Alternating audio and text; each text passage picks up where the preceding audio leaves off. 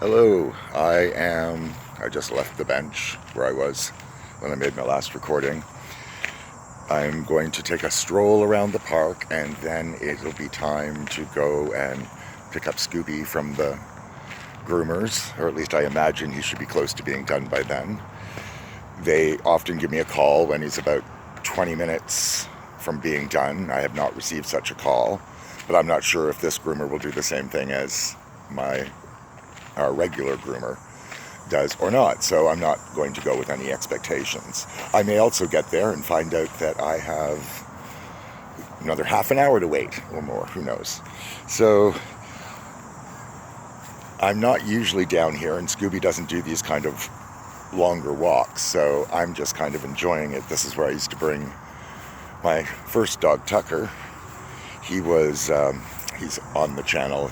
He's the reason that I started making videos at all and putting things up on YouTube.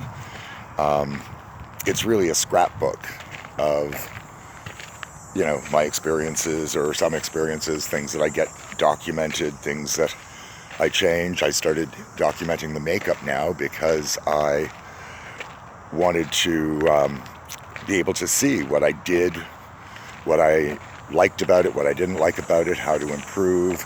If I really like something, I could go, oh, that's what I did, because I really don't know what I'm doing on purpose. I mean, I do more now than when I started, but it was, totally unique to me, and I just thought, yeah, this will be fun. And it was, and continues to be. And I enjoy learning more, but I am not a makeup artist. I'm more like a makeup applicator, as I say. I just kind of stick it on my face and hope for the best. But I learn some things as I go from other people on YouTube, but I'm not making like a tutorial or anything. I'm just showing people, hey, this is what I've done. And you can get something from it or not, whatever the case may be. So right now, you're just going on a walk with me. And it is turning out to be a really nice evening as the sun is setting. So I'm going to be backlit for a moment, and that's just the way it is. So I was going to say something in particular, and now I forgot what that was. I guess it's not really important. Am I just rambling? Perhaps. But I don't really have anything better to do with my time right now, and I am by myself, so I thought, well, might as well walk with all of you, which may end up just being walking with myself when I watch this back someday and go, what the heck was that all about? But there are some lovely houses along here. An interesting mural, because I'll wait till I get closer so you can see it. But there's a mural along here. We're going to come to it. So there we go. Right? Somebody did a mural. And it's neat because it's on the side of the dog park. And it's all the dogs. Right? A bunch of different dogs. Each one is slightly different than the other. So, yeah, you never know what you're going to find when you're just walking around. Just some really cute things. You won't probably be able to see it, but across there are elephants. Oh. Maybe we'll just take a walk across and see those elephants. So we're just going to walk right through the bright sunlight. There we are in the bright sunlight. But it is not so bad now. Although it is the time of year I have to watch out for hornets flying close to the ground, because if I get stung, I don't usually carry an EpiPen with me, because the only time I ever get stung seems to be when I carry an EpiPen with me. So I always feel like I'm asking for it if that's the case. But this is what I was talking about. Right? There's, murals that you just don't expect. But this looks like Christopher Griffin's style of art, but I don't know if it is or not. He is a local artist here in Ottawa. And he has a bunch of different sculptures, and he often turns graffiti, like when people tag things and it's ugly graffiti, and he turns it into something interesting. So that doesn't quite look like the same thing as when he does that, but it does have a similar style. And I'm wondering if he adopted what he did when he was, turning the tags into art, and then evolved into this next level of, having it graffiti and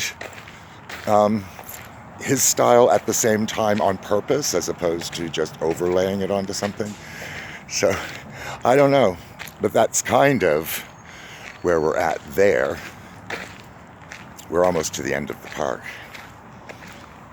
and there's somebody staying up in the trees. So that's the case. So we're approaching Bank Street, we're almost there, right? See, I don't want to dwell on it, but that is an unhoused person. An unhoused person finding a place off the beaten path to harbor themselves. It's a bit of a challenge. I really don't know what the solution is. People don't want them hanging out on the street. People don't want them tucked away in parks. But there's no place really for them to go, and I don't really know the answer to that. Some are difficult people. Most are just people. And there, but for the grace of whatever luck, power, God, whatever you believe in, goes, could be any of us. Which is a very humbling thought, in my opinion. I don't know if everybody thinks about it at all. Sometimes I talk to some people and you think it's never even crossed their minds. But anyway, this place here is now Brown's Craft House Kitchen and Bar. It was Boston Pizza. Before that, it was a liquor store. So it kind of goes through a lot of changes. It doesn't really get the support it needs in this specific area, but it actually has a parking lot, which is kind of a rarity for a lot of businesses. So I don't know why it doesn't do better. I guess maybe with what's going in there now, that's the type of thing that usually can take off in this area, because it's a craft house, and people tend to really like their craft beers around here, it seems. So I hope everybody has a wonderful, wonderful day. I think it's going to be too boring if I just keep rambling on while I walk down the street going back to Scooby.